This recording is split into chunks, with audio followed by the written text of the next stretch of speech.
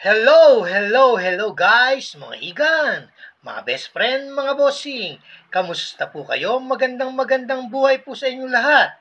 Okay po, ito po ay natutungkol sa isang, United Arab Emirates. 50 pills, pero hindi ko alam kung kung anong date itong hawak kong 50 pills na to, kaya isa-isa lang to eh. Yan.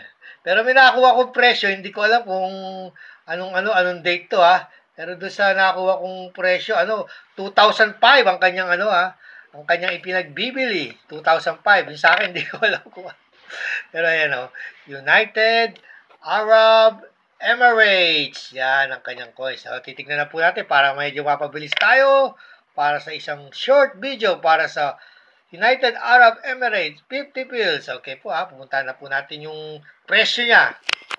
Ayan. Kanyang presyo ay ito. Hindi ko alam. Ito 2005 to eh. Yan ang pinagbibili niya, no? Pinagbibili niya. Click to enlarge. United Arab Emirates 50 pills 2005. eBay Pantinadium. Yan. Hindi ko alam basahin nyo na.